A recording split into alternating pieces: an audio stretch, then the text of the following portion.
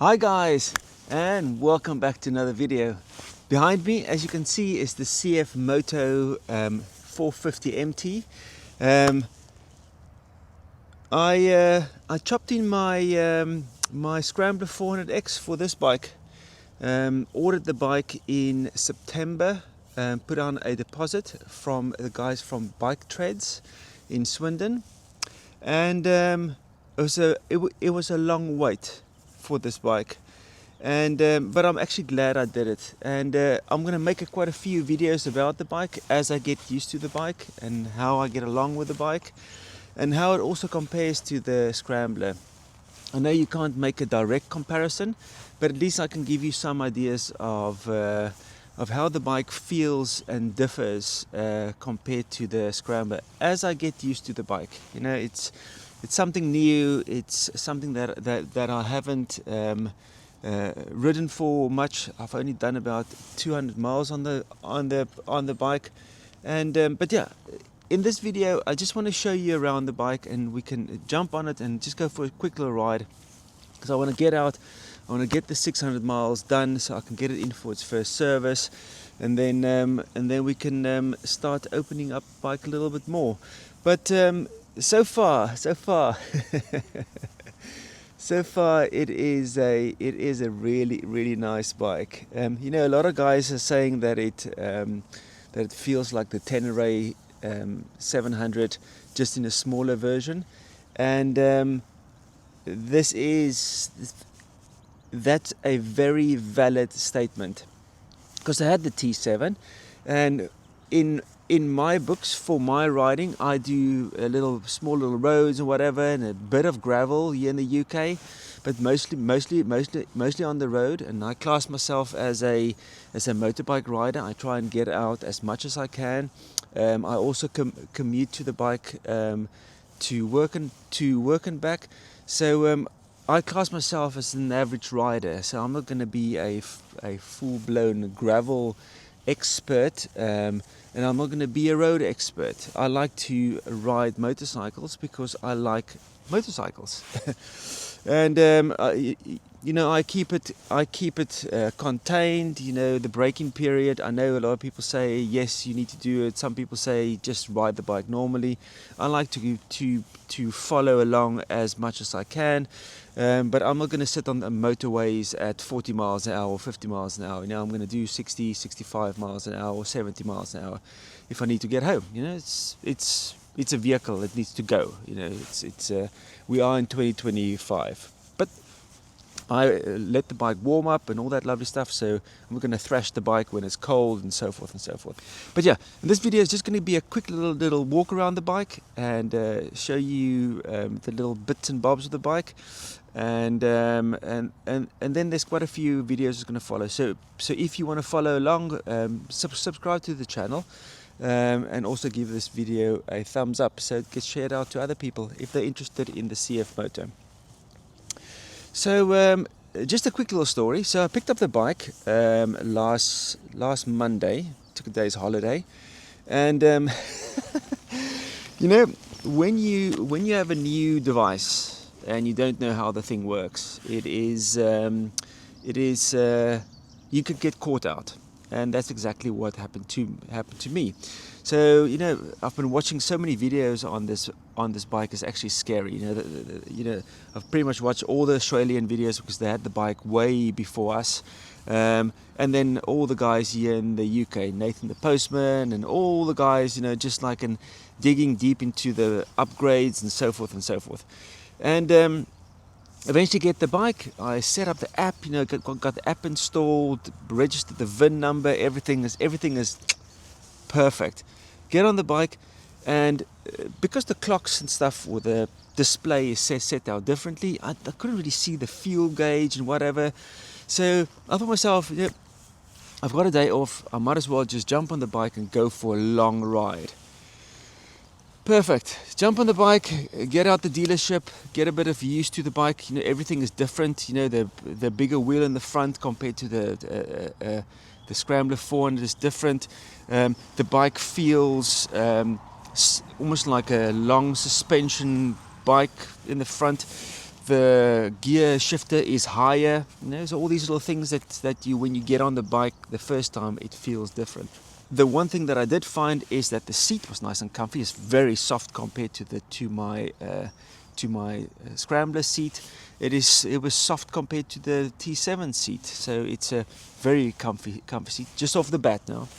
So I jump on the bike and off I go. You know, I'm on get to the M4, and then I thought, no, I'm going to go to Bath. And as I'm riding, I'm like, why is this thing not showing me how much fuel is left or my range? So it went from white of nothing, and then it went to yellow, and then it went to red, and then it's not displaying anything. And I'm like, Jesus, what the hell is happening here? So I stopped next to the road, and I changed the display layout, and I look at the fuel, and the fuel was empty. And I just got off the motorway on the M4, close on my way to Bath. So I punched into the GPS. Where's the fuel station? The fuel station was in Bath, so it was quite a long distance. So I did about 44 miles on an empty tank from the dealership. I don't know how much fuel was in the bike when I picked the bike up, because I couldn't really see it on the counter, but I couldn't find a place that showed me range, and all the range was showing just the dash. And so I eventually stopped at 44.6 miles in Bath, filling up this bike, and I filled it up with about 17 pound 80 or whatever. But man, I have never been so worried, you know, picking up a new bike and then going to stand next to the road where you just got the bike. What a big failure that would have been. But the bike pulled through, got to the thing, jumped, filled it up, had something to drink, because at that stage I was so stressed out. And then I made my way all the way to Cheddar Gorge. I did a Cheddar Gorge drive all the way through, took some photos there. Beautiful ride. So I did this all in one sitting on a brand new bike. And man, let me tell you one thing. When I got home, I got off the bike, and this thing was, in general, the bike is super comfortable. I am 178 centimeters tall, and so 5'11", I think. And sitting on this bike, for not riding a lot because it's been winter, you know, so most of my rides are about an hour or so on the weekends. To get out almost on a full day ride, well, 5-6 hour riding on a new bike, not planning the route or anything. You know, when you get a new bike, you always need to be a little bit wary, you know, just getting used to everything and how it feels and whatever. I was super comfortable when I got home. I was not knackered. I would not be able to do this on my 400X. I would be able to do it on the 400X, but I wouldn't be as relaxed when I got home. So from the first 200 miles, you know, it's like this paneling here, it just allows the bike to be surrounding the rider with more protection of weather and wind and everything. The screen is on its lowest. I did on the motorway on the stint back home, like 2 hours home. I had the screen on the highest, and it does help. It doesn't throw it over you. Well, it does throw it like on the top of your helmet, but it's not like a place where like a big touring screen. And you can get aftermarket screens as well if you want to.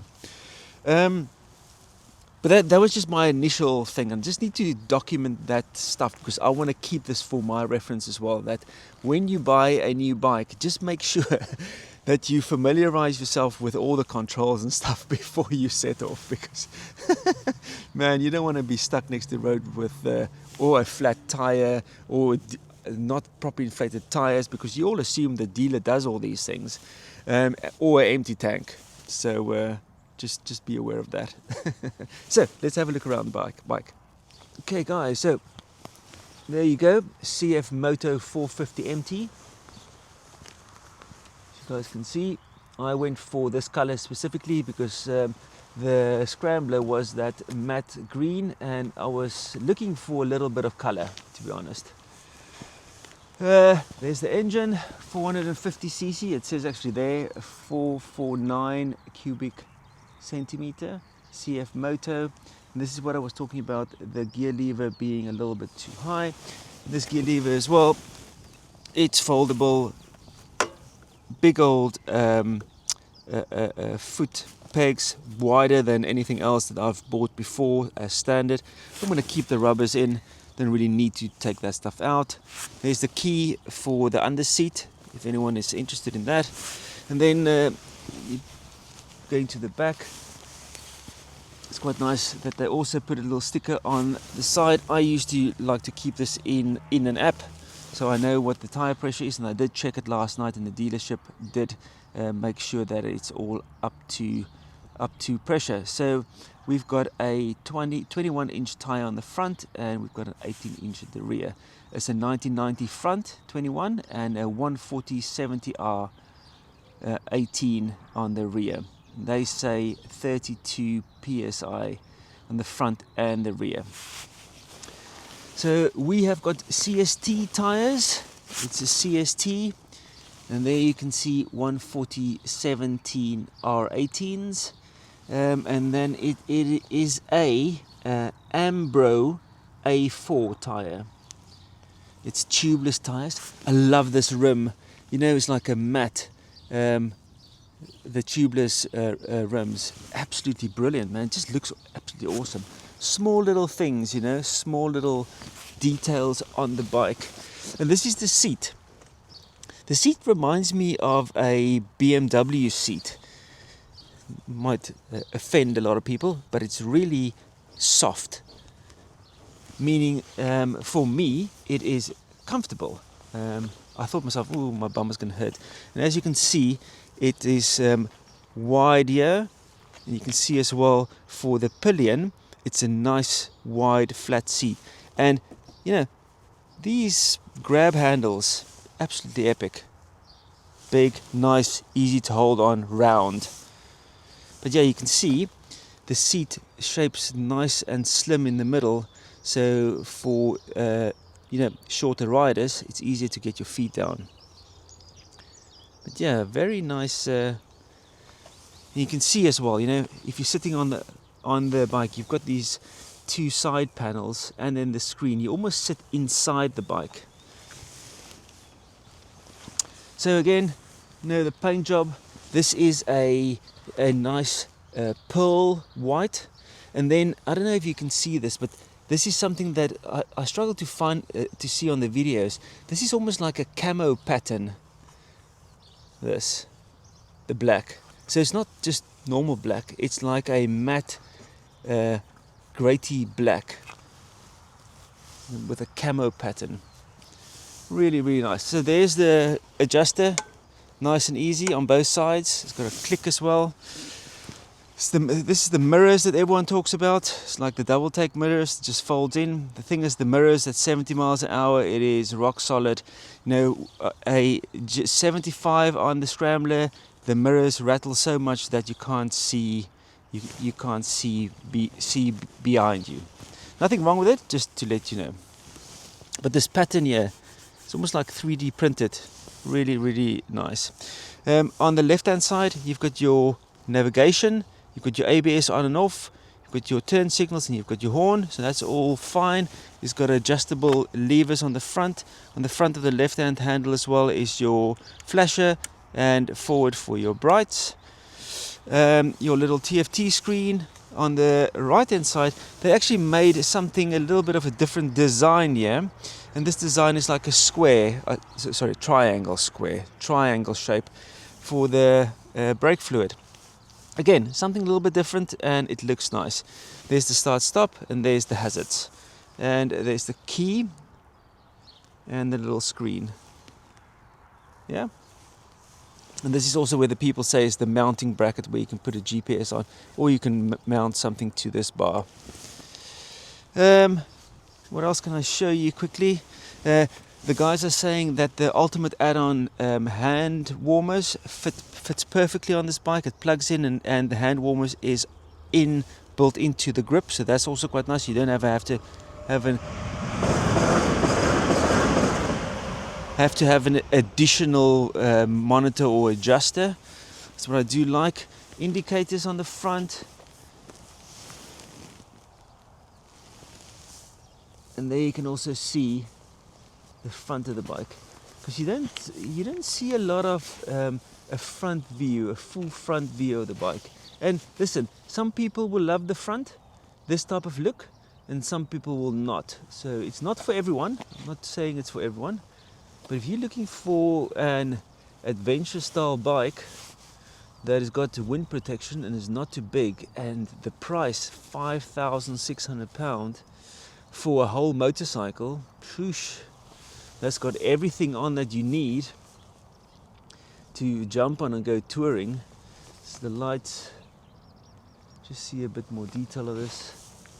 The hand guards, yes, is not the best. A lot of people install the bark busters and stuff. There's also a pearl paint. Man, I'm just going to ride it. I'm pretty much a stock rider. There's the KYB suspension. It is adjustable. There's the grill protector. It is plastic. Don't really mind that. Don't really mind that. It is plastic, so it will protect some sort. The guys are also complaining about this. It is very tinny. You know, if you want to upgrade, if you're going to be doing a lot of off-roading, then yes, you'll probably have to replace that. You see the brakes. A lot of people are complaining, or the feedback is the brakes feel wooden. Now, I'm going to leave that judgment, because it does feel a bit wooden. But it's because I think it's not broken in yet. I've only used it for 200 miles. There's the little oil screen. It's nice and easy to check that as well. Oil is still nice and clear. You've got your rear suspension where you can adjust it. The rear foot pegs for pillion is nice and large. You know, that's a nice foot area for the pillion. And then the exhaust that's swung up. It is a fairly loud exhaust compared to the other exhaust. I think it is, someone was commenting on that, it is because it is pointing upwards. But yeah, guys, this is sort of just a quick little first walk around. It's the exhaust again. There's the brakes on the rear. If you want any specs of the bike, then just go and check on the website. Everything is there. It's a 42 horsepower bike. Nice big old flap here that protects the shock from dirt and grime. Let me just show you the little control panel. Just start the bike up as well. CFMoto. The sun is not very good. So there's that side stand. It does all the things that you need to do. So I've got my temperature here, and I've got my fuel, and I've got everything else, the rev counter and so forth and so forth. It's connected to my phone. It can connect to your helmets. I think there's also an option to connect a camera to it, action cam. So loads of options. But yeah, just to quickly start it so you can hear how it sounds like.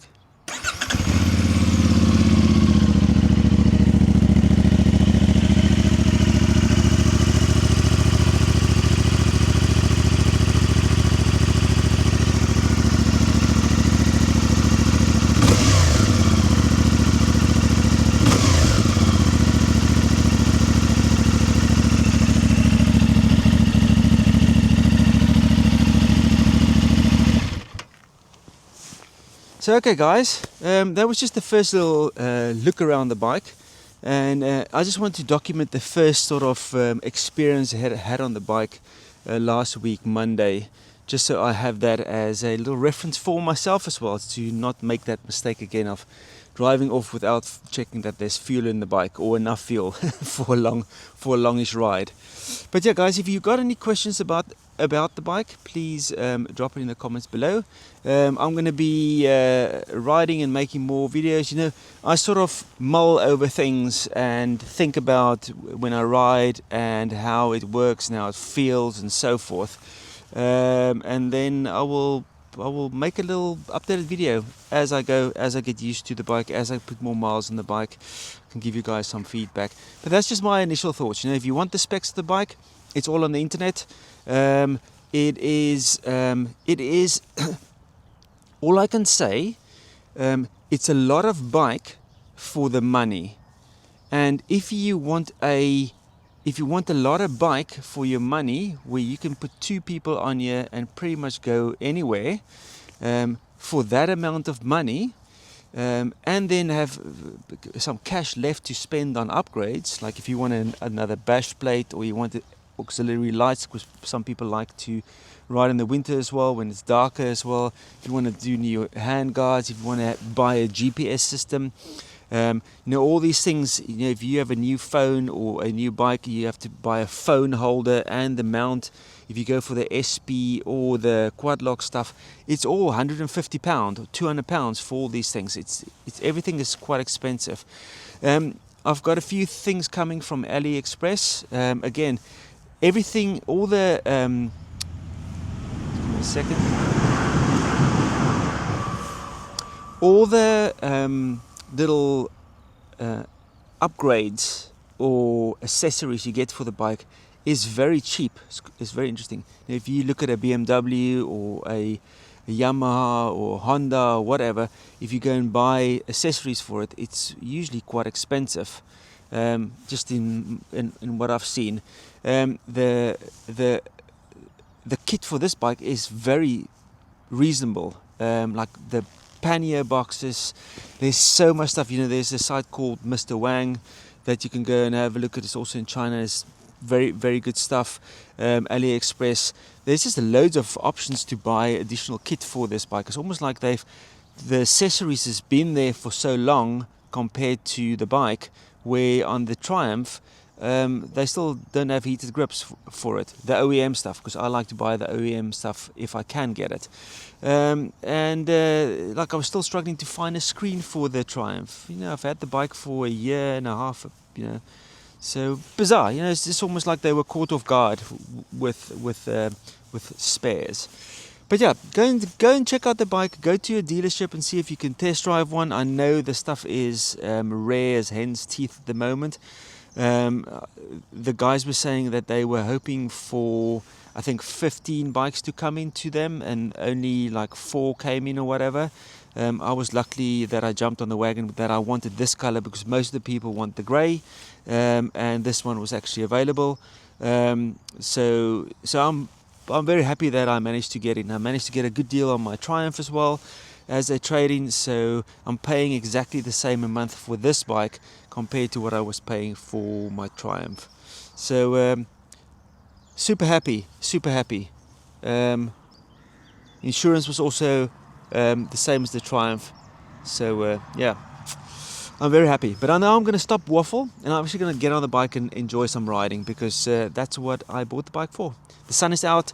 I hope you get some time to ride your bike. If you've got any questions, again, drop in the comments below, and I'll see you on the next video. Thanks for watching. Cheers.